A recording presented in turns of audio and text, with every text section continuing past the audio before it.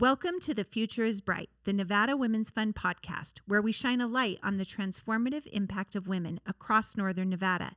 Join us as we dive into inspiring stories of meaningful conversations and critical issues that highlight the limitless potential of women as drivers of positive change. I don't feel like.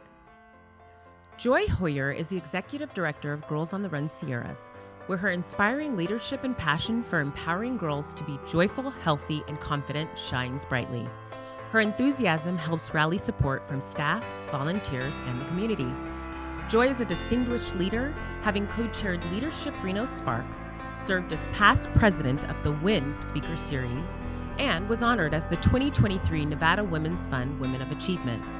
Outside of her professional life, Joy enjoys traveling with her partner Eric and spending time with Winnie the Pug and Zeus the Cat. She loves live music, traveling, and indulging in pizza.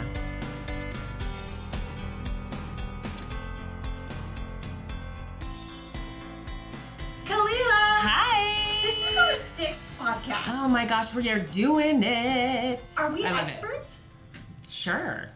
I mean, I'll say yes. No, we're always learning, but we're getting good at it. I love doing this with you. So do I. It's so fun, and it's so fun to talk to women and meet women that I haven't met yet. And I understand you have not met today's guest. I haven't, and I'm excited to talk to her. We have with us Joy Heuer from Girls on the Run. Girls on the Run. I love it. I was looking at the information before you came. Mm-hmm. And I think it's a candidate for my daughter. Getting her involved in some more girls' activities. Yes. How old? She just turned 12. Oh my goodness. Yes. Yes. I mean, we are any age, women coaches, girls. We'll get into that, but yes. Okay. Yes. Okay. So I hear Girls on the Run, and I am a recreational runner. I don't want anyone to think that I'm a runner. I'm a recreational runner, and so then I assume it's a sports club. However, I've been to enough events for Girls on the Run that I've learned it's far, far, far more. And running is just a little tiny piece of it. Teeny tiny, the teeniest, tiniest. Our name is amazing, but should be Girls on the Move. It should just be Move. We're not a running program. Then it would be Gotham, and that's... Oh, yeah. So GOTR is much better. Yes. So for the acronym for branding, we'll stick with Girls on the Run. GOTR versus Gotham. Yes. Fair. Okay. I love that you thought of that. That's so funny. Yes. Okay. Yes. So yes, it is. And I'm glad you're a recreational runner. I'm not a runner. I'm also not a mom. And people say, why are you involved with this organization? I'm involved with this organization because it's so much more than both of those things. Yeah. I was a 3rd through 5th grade girl. Yes. Our girls don't believe that I was ever that age because they look at me and they're like, really, how long ago was that? And I just say, let's be kind and not ask those kinds of questions. I think that age does that, don't they? They're like, you were our age once. Yeah, they're very inquisitive, yes. But they are just, it's magical to work with them. It's even more exciting to work with the women and men in our community who are our coaches that volunteer their time to be there. And yeah, it's a well-rounded top to bottom program that anyone should take a look at to get involved with. Okay, so I want to get to know Joy, but now we've gone down this road a little bit, so I have to ask a couple more questions, and then we're going to circle back. Perfect. What is the mission of Girls on the Run? Girls on the Run mission is to inspire girls to be joyful, healthy, and confident while creatively integrating physical activity. So that's where the run comes in, but really it's walk, skip, hop, jog. You know, if you want to power walk, sometimes the girls don't feel like doing much, and that's okay because I don't feel like doing much some days, but it's just put one foot in front of the other and keep going and see where you end.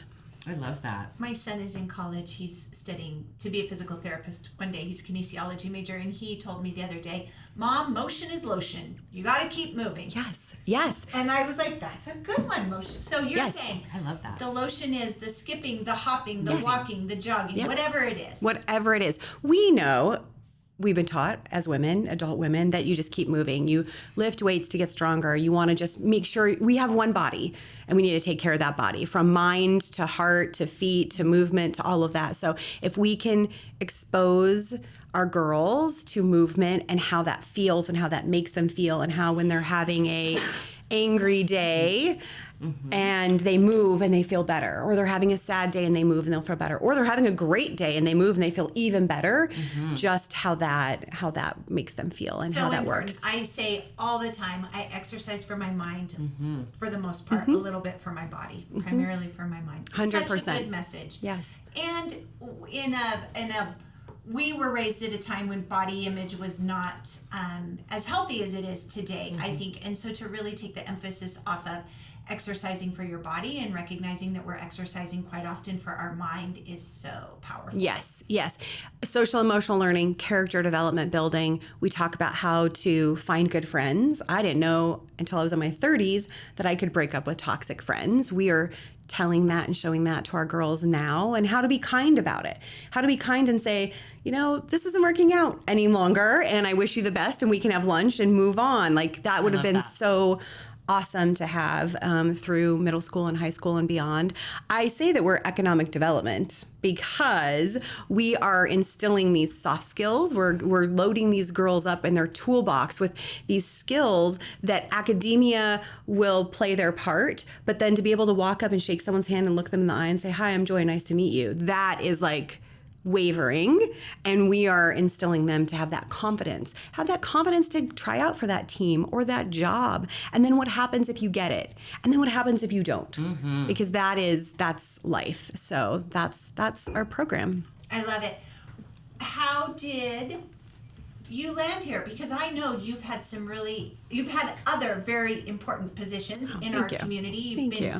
You are a very integrated professional woman that has had a great impact on this community. So tell us, and I just learned on social media, you're not a native. You've only been here you just celebrated a 11. Nevada birthday. Yeah, Nevada birthday, 11 years. Yeah. My husband and I moved here 11 years ago. I came to the community and got a job at the Chamber of Commerce. Len Stevens took a chance on me. My background is working in chambers of commerce and working in that nonprofit field. And so when we moved here, I needed a job, and I was the receptionist at the Chamber of Commerce for 6 months before I got promoted and got promoted and got promoted. And then eventually this job fell in my lap. I had a really good friend who was the board chair at the time, and she needed some volunteers for the Celebration 5K. At the end of the girls' season, there's a Celebration 5K, which we can talk about more, and they were short on volunteers. So she called one of my friends and I and said, "I will take you to brunch if you come on a Sunday morning and volunteer your time." Brunch? Yeah, she's a lawyer. She's very good. And she said, "We'll do this and you'll love it, and just please come." Okay. We loaded up, we got coffee, we went down there. There's a field full of little girls in pigtails. And they're getting their faces painted and they're writing thank you notes to their coaches, and they're just giggling and they're happy. And I'm like, they're about to participate in a 5K. Like, why are they so infectiously happy? And that giggle, that true giggle of joy. So we got selected to be face painters. So I'm like, I can do a really good heart and a really good star. That's like my bandwidth. You've got that. So the first little nugget runs up to me, and she's wearing a race bib, and it says number 1. And I'm like, oh my gosh, you're number 1? How great is that? That's so amazing. And she goes, yeah, I am. Paint her face, off she goes. The next girl runs up. She's wearing race bib number 1. And I'm like, you're also number 1. Good for you, paint the face. And the board chair at the time comes over and she goes, this program is so intentional with everything we do. All the girls wear race bibs that say number 1 because they are number 1. It's not 1 through 400 or whatever. They're all number 1. They also, every single one of them get a finisher medal. And to watch them get their finisher medal at the end, you would think it's Olympics over and over and over again because they're so proud of themselves, as they should be. They just accomplished something I don't care to do and haven't done, and but they're doing this at such a young age, and they're just so proud of themselves. So volunteer.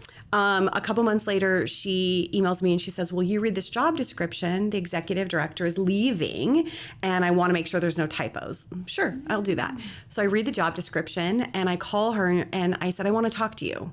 And she was like, our office was across the street from me. And she said, "What?" And I said, "I might be interested." And she hung up on me. And 10 minutes later, she's at the door at my office and she's like, "We're going to an early lunch." And I'm like, oh, okay. And I was in a position at the job at the time where I was at maybe plateau, maybe almost burnout. There was something going on where I was at this precipice of I could continue to do this, but my heart was elsewhere. My heart was seeking other opportunities. I had no idea about this program other than the 5K because I'm not a mom, I'm not a runner. So we went to lunch. She's a good salesman. I said, okay, let me think about this. So I went home to my husband and I talked myself into it and out of it and into it and out of it 5 different times. I went, I interviewed, I called them the next day and I said, just kidding.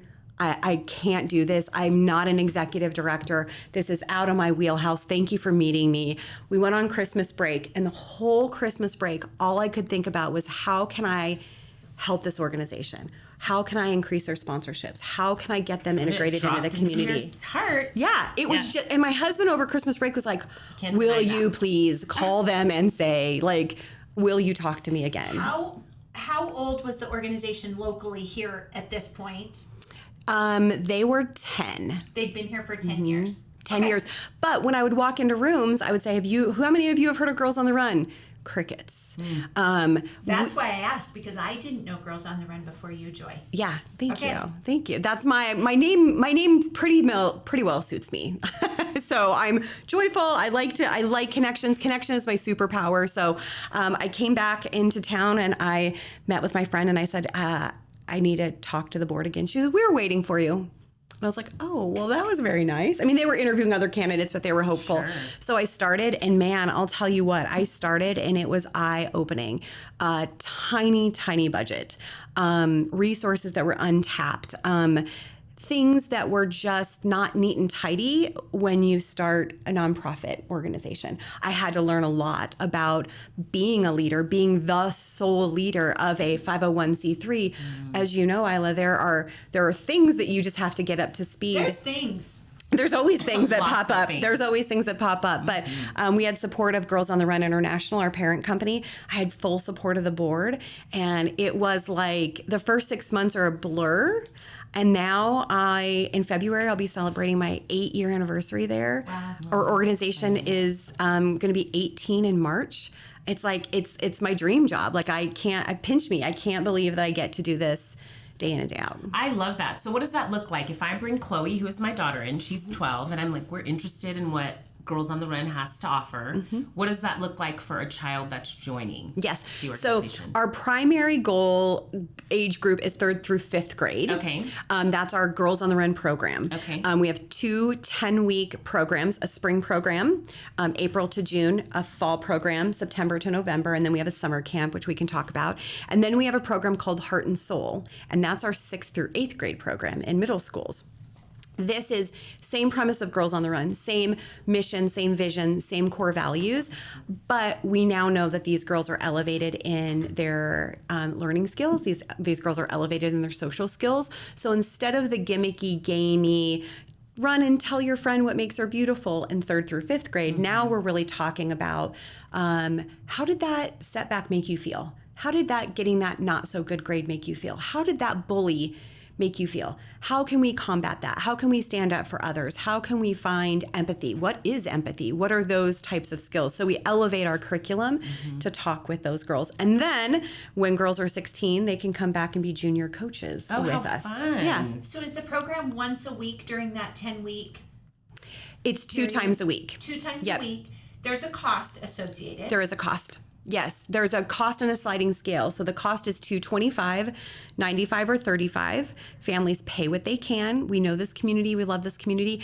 We're not asking for any documentation. You pay what you can. Your girl's enrolled in the program. We never turn a girl away for her family's inability to pay. She's a 3rd through 5th grade girl. She has no control over that. And if she wants to do this program, she's doing the program. I love that. Thank you. And thank you, Girls on the Run, for that. Yes. For our community and for these young ladies. The program is based out of schools? Primarily out of schools. So we're mostly after school. So when school gets out, 15 minutes after that, we're with the girls for 90 minutes, 2 times a week. We do have a community team, which thank you, COVID. Who's ever said that? From COVID, we were in schools and everything shuts down. And so we were like, well, we'll do a program in the park. What other option do we have? So now we have an every season park program here in Reno where girls who either their school isn't offering it that session, their team is full at their school, their homeschool network, whatever it may be, their online school network, whatever they may be, they can come to this session and still get the impact of Girls on the Run just in 2 hours on a Saturday morning instead of 2 times a week at their school location. That's great. How many coaches do you have? This season we have 127 volunteer coaches. All volunteers. All volunteers. And each coach has a team of 8 to 20 girls, depending. So there's typically 5 coaches on a coaching team and anywhere from 8 to 20 girls on a team. And so it's always 2 coaches at a time. Coaches never by themselves when they are working together. But yeah, I mean, 127 volunteers just this season. That's amazing. That just give of themselves. That speaks to the experience that the coaches are having. They might be giving, but I have a feeling they're getting something out of it to have 127 volunteers. Yes, there are returning coaches who are like, we're going to get our girlfriends together and it's Girls on the Run season, and they're having just as much fun as the girls are. Some of my best new girlfriends in life I met with coaching through Girls on the Run. They're community coaches who have signed up. They said, I want to volunteer. And I'm like, I would have never met these women at the things that I currently do because they had children and other things. And so it really is impactful. I will sit in my car. I coach in the spring season. I carve out time to be boots on the ground with a team. And out of the 10 weeks, I bet there's 4 times or 5 times I'll get in my car and I'll just start to cry, like happy tear cry. But it was like, oh, that lesson today, I needed to hear that. I needed to hear that I'm out of balance. That I'm doing too much of this and not enough, I'm not filling my bucket. If I'm preaching this to our 3rd through 5th grade girls and then I get in the car and I'm like, ooh, I'm guilty. I'm also not in balance, and just to kind of reset. So I think the coaching also is changing our girl community. It's changing schools. It's changing families. And it's also changing our adult community with how we're interacting and volunteering and giving back in our community from our coaches. Why isn't it Boys on the Run? Great question, and I don't know. I do know that I get that a lot. I would love to have a boys program. I really would. And Girls on the Run International is trying to find a way where that might be possible. There is magic in having just a one gender program. We're safe, girl talk and all that kind of thing. I do see magic happening there. It's just when boys develop, girls are developing. Age 9 is when girls are falling into the girl box and they're starting to question themselves and they're starting to look at how other people are receiving them and what they're doing in that respect. Boys mature a little bit older. Boys also have, not all boys, but boys also have sports at that older age. And so I don't know the sweet spot. And I think that's what everyone's trying to figure out is where's that sweet spot to have these boys do this after school program. So instead, I just tell the girls at Girls on the Run, go home and talk to your brother, go talk to your cousin, talk to your friends that are boys, tell them about how to take a breather, tell them about empathy. That's how you can spread it right now until there's a program of some sort that we can figure out for them. I also can't help but wonder, there's it's called the confidence gap. And we know that it's a gap between females' confidence and males' confidence, and it exists. And so is it almost, I don't know if more necessary, but it's a need that young ladies need that maybe in the same way young men don't need. They need to come together. Women are We're pack. We're pack animals. Absolutely. So come together, and Khalilah and I were just talking about this, learning the skill, the importance of not being in competition with one another, but of uplifting one another. Something that also men don't struggle with in the same way that women struggle. Why do women struggle? That's another podcast. We could get into that. I think it's just the way that we've been taught, right? And the way that things... Yeah, that's what I love about our program. It's not competitive. It's do your best. We don't time our 5K. I don't have a clock. If you want to look on your watch, fine. We'll have girls that finish in 26 minutes, and that is amazing. And UNR should be here signing them for the track team. We have girls who will finish in an hour and 15. They did their pace, their happy pace. It's about what they can do and what they can accomplish. I mean, again, I wish I had this program when I was a little girl. I had very supportive family and parents, but just to have someone outside of PE. Do you remember the PE test? It was like the presidential fitness test where you had to run the mile. Climb the rope. I've never climbed a rope. Hold your chin above a bar. Yes. Yeah. Like for as long as you could, and you're shaking because. And you're embarrassed. And It's that. And that's you're what. really competitive and you want to win. Yes, that was me. I mean, really competitive. Right? I'm trying to think of who the gym teacher was in Fallon, Ila. Coach K. Coach. Yeah, I'm trying. We'll think of it. But I remember doing that test in Fallon. Coach K. But there was no emotional support behind that. And right? There was not. And so the night before, Miss Jensen. Miss Jensen. Yes. the night before, little girl Ila is like not sleeping. Her stomach's in knots. Yes. She's wanting to do so good. No one just said, just come and show up and do your best. Do your best. Right. That wasn't what it was. And I feel like that's my excuse for not wanting to exercise, because that test, like, poisoned me. It did some things. But that just uplifting and just saying, do your best. And we're all cheering for each other. Come to a 5K and watch everyone cheer for everyone. Girl number 1 and girl number 200 and girl number 400 get celebrated the exact same way. You don't know if the race has started, ended, what's happening, because everyone is just... And we need that. We need to just cheerlead each other. Sure. I think that's important now, especially with what the with what kids are going through right now with testing and just I think testing's good. I think timing's good. I think awards are good. But I think it's nice to have somewhere where you can go where it's kind of, there's an ease of, being in a community where you run and you're accepted. And then you're accepted and there's not this pressure to be, competitive or be more than you need to be. There's time for that. Yeah. There's time for that. Sure. There's your whole adult life to do that. The other great thing about Girls on the Run is you're part of a team. Mm-hmm. I was fortunate. I played sports because I was competitive.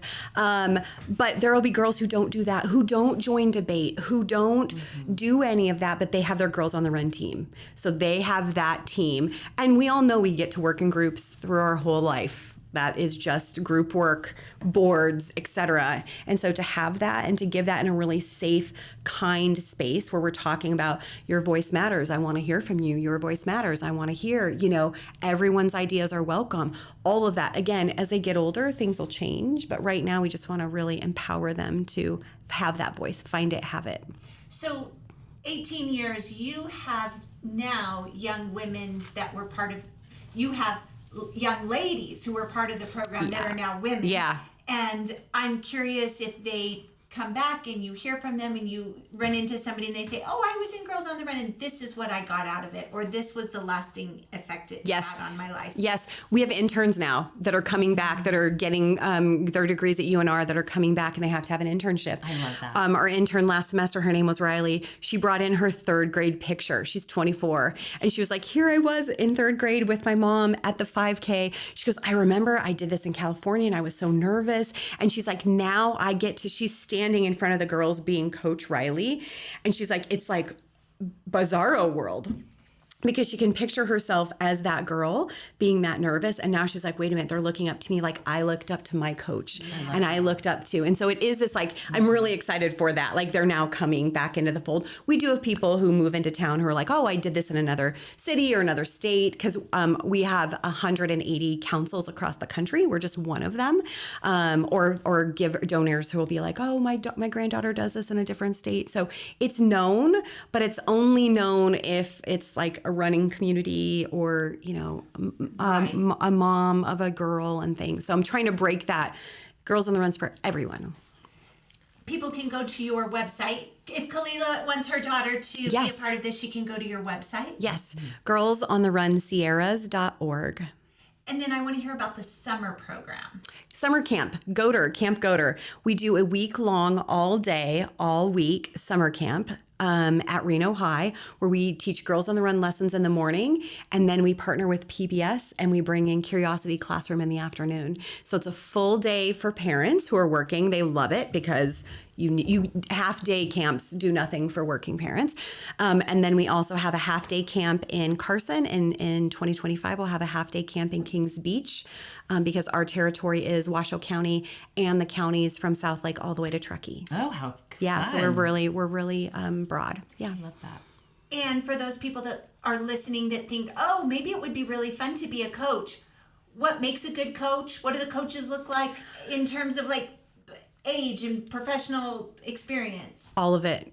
All of it. Across the spectrum. We're starting to see our retirement community. I'm starting to see grandparents that are coming to volunteer and be coaches. We had Grandma and Grandpa John at one of our teams last season. We're seeing girls, obviously women, men. We love dudes. We love male coaches. It is important for our girls to see a strong and positive male role model. Amen. So we love to have men who want to come and volunteer coach. Most of our coaches are teachers. There is a continuing education element to them coming and coaching, but they also want to just continue that relationship with the girls they work with on a normal basis. Yeah. But really community members, not moms yet, not dads yet, all of it. I say come and just give of your time. We need 90 minutes once a week. We need you to want to be there. We need your smile. We'll teach you the rest. We'll give you the rest. You don't have to spend $1. We provide you with everything you need. We get you trained, and then you come back. We have a really high returning coach rate, which I'm super grateful for because we are a benevolent organization. We try to give them everything that they need. We support them, and we're really grateful. There's 3 of us in the staff, the office. So to have 22 sites this fall, serving 300 girls, 330 girls, 3 people can't do that. So if you're thinking about it, have a coffee with me. I'll convince you to do it, and you'll love it. And it will be wonderful. It's true. I love it. I can see that. Eyes. Yeah. Yeah. That's what a good, okay, from one nonprofit leader to the other. And I think we're both known for being cheerleaders and very high energy, positive women. You two have an incredible board of directors. Amazing board. That's key. Who are madly in love with you because you've taken this organization to the next level. Yeah, well, and then also they go, what are we doing now? And I'm like, we're going to do this now, and we're going to do camp now, and we're going to expand to Carson City in spring of 2025, and we just have to keep things exciting and growing. I just love this program so much. I just want every girl to have the opportunity to be a part of it, and a woman to be a part of it. That comes through. You can really feel that in the way that you talk about it and your love for it. What a fun job for you. That's so great. Yeah. I love that. How can we support as a community, Joy, Girls on the Run? Yeah, first check us out. Look at our website. We've got really great videos. We're not a running program. If you're a runner, I champion you. I will applaud you. I will time your marathon, but we're more than a running program. So just check us out. Also, Time Talent Treasure, nonprofit leader. I'm looking for time. If you've got time to give, I will take it. We will find a spot for you, whether it's on a committee, on an advisory board. One day, if you want to volunteer in the morning to come to the 5K and watch everybody get face painted and all of that, don't give me 4 hours once a year. I will take it. If you want to coach, great. Treasure, if you are expert in your field and you want to give back to our board in marketing or finance or whatever, we're always looking for that. Do that too. And then treasure, we're always looking for money. We're always looking for donated items. We give all the coaches everything they need. Right now, we are giving out shoes. Any girl who needs a proper pair of athletic shoes gets them, no questions asked. And so we do shoe drives. We have an Amazon wish list. You look at our Amazon wish list and you're like, what is this program doing? We need paper clips. We need paper. We also need jelly bracelets. We also need hair dye. We also need shoes. And so monetary donations also welcome. But if you just have, you want to buy something for us, we will absolutely take that. And we'll write you a wonderful thank you note and show appreciation. And do you host any fundraising events? We do. So we host a mini golf tournament in the spring in Oh my May. gosh, that's so funny that you do mini golf. Everybody does a golf tournament, but Girls on the Run does mini We do mini golf. golf because we want our girls to participate. And so as girls come, families come, that's a fundraiser. It's at Wild Island.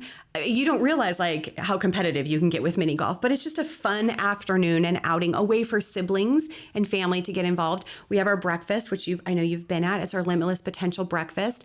That happens once a year. It'll be June next year. We hear from our girls. We have a coach talk about their impact. We have a girl talk about how this changed her. We connect all those dots. You leave with a healthy breakfast in your belly and a spring in your step because you got to hear that we are doing some positivity in our community. Joy, I love that you are empowering the next generation of female leaders. I love the message of Girls on the Run. I love move your body. Motion is lotion, honey. Motion is lotion. Yes. Well, and we need to pay attention to them. I mean, we're a generation where it was just like I was going to grow up and be a teacher or a mom or a nurse, and if you can't see it, you can't be it. And so our coaches are diverse for that reason. We're really grateful for that. But it is just giving them that upper hand. Life's hard. We have a lot of poverty in our community, a lot of families who are doing their absolute best.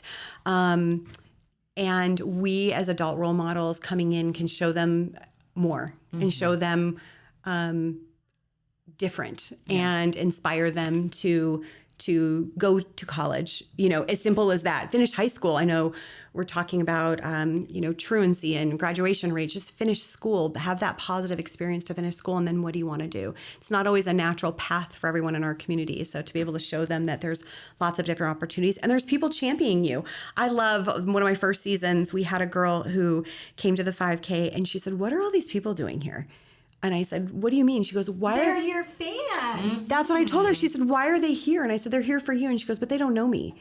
And I said, "Doesn't matter." I said, "Doesn't matter." I said, "They are here. They want to support you. They want to champion you and cheerlead you." And she was like, "That's pretty cool." And I was like, that's pretty cool. But just for her to have never seen people volunteer Support time. like that, Yeah. And I should actually look her up because I remember her name. I should see what she's doing because I bet she's doing really rad things now. More tools in your toolbox. I love that. Joy, if Nevada Women's Fund can support Girls on the Run in any way, you're starting out with them when they're young, and then we want to pick up when they're graduating from high school, going into college. I think that we could be quite the superpowers together. Watch out, Northern Nevada. Here we come. No, I totally agree because we have those kids that are, we want them to be their best version of themselves. Wonder Twin Powers, activate. Love it. Ooh, I like that. I felt that. Did you feel that? I did. It's happening. Do it for the community. Yeah. It's so nice to meet you. Nice to meet you I love too. how passionate you are about the girls that you're helping and empowering them. I'm all about that, especially having my own kids. I'm like, how can we get involved? How can we help? It's funny. People will say, like, where'd you get your volunteer heart? My parents love them. We did not volunteer as a family. We did not. I did not start volunteering until I was in college. And I don't know how I did or what got me involved. And then this whole nonprofit sector opened up. And I think if you have a nonprofit heart, you know it and you feel it and you just find that volunteerism heart and things. But it's really interesting that it wasn't like instilled in me. It just came, and I'm so grateful that it did. But I look at these, I think that's part of it too. I look at these girls and I'm just like, you, just not yet. You might not have your eyes open just yet. Some girls, holy moly, they know what they're going to do. They know exactly what they're going to wear. They've got it figured out. They've got it figured out. We need all types. I mean, I still don't know what I'm going to do when I grow up. So I think you found it. Yeah. I don't know. I don't know. You did find it. But it's magical when you see those girls. And even in the 10 weeks, when you meet a girl and she can barely squeak out her name to you because she's so shy. And at the end of the program, she's like, "Coach Joy, did you see this medal? Did you see?" They're biting it like the Olympians. They're so proud of themselves. That's it. There it is. They'll wear them to school the following Monday because they want people to ask them about, what did you do? And I'm like, yes, let's go. So Joy, you're doing good work. Thank you. I appreciate that. Work is good. I appreciate it. It's hard, small nonprofit, but it's absolutely worth it when a mom comes up and she's crying and she's like, my daughter wants to walk with me now after dinner. And my daughter will share, just openly share. And my daughter wants to try out for things and, or my granddaughter or whatever. And you're just like, yep, one by one. So there you have it. I think we have our call to action. Go to the Amazon wish list, go to the website, volunteer, donate time, talents, and treasure.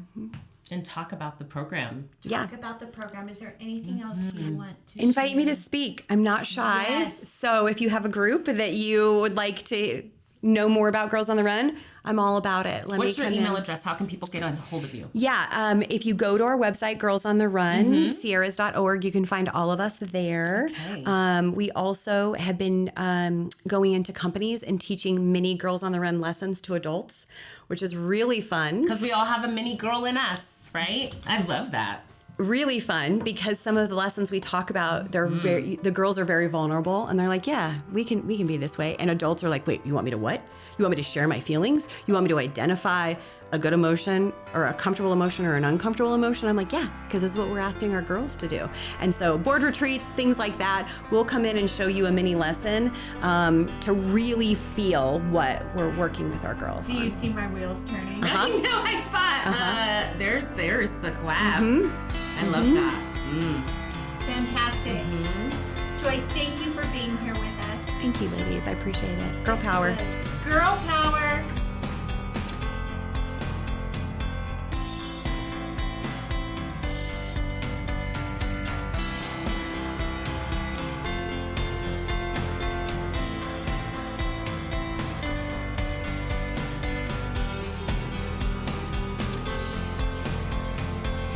Founded in 1983, Nevada Women's Fund emerged to rectify the national disparity in funding allocated to women and women's organizations.